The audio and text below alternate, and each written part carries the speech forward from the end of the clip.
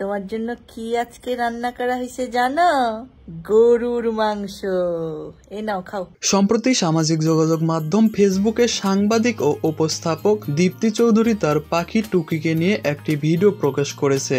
ভিডিওটি প্রকাশের পর থেকেই সামাজিক যোগাযোগ মাধ্যম ফেসবুকে ব্যাপক আলোচনা তৈরি করে।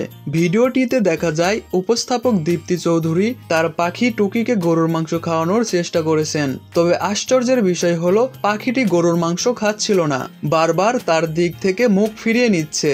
এই মুহূর্তটি নিয়ে চারদিকে চলছে নানা আলোচনা। দীপ্তি চৌধুরী, যিনি ছাত্র জনতা আন্দোলনের তৃতীয় মাত্রার একটি টক শোর মাধ্যমে ব্যাপক জনপ্রিয়তা অর্জন করেন, কিছুদিন পর পর নানা ইস্যুতে আলোচনায় থাকেন তিনি।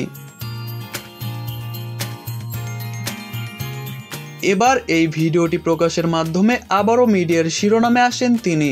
তবে ভিডিওটি প্রচারের পর থেকেই দর্শকরা প্রশ্ন তুলতে শুরু করেছেন কেন তিনি তার পাখিকে গরুর মাংস খাওয়ানোর চেষ্টা করেছিলেন। তবে সামাজিক যোগাযোগ মাধ্যমে ভিডিওটি নিয়ে বিভিন্ন মতামত উঠে এসেছে। কেউ কেউ এটি কৌতুকের অংশ হিসেবে দেখছেন, আবার কেউ মনে করছেন এটি পাখির জন্য অস্বাস্থ্যকর হতে পারে। তবে ভিডিওটি ইতিমধ্যে ব্যাপকভাবে শেয়ার হয়েছে এবং এটি আলোচনার কেন্দ্রবিন্দু হয়ে উঠেছে।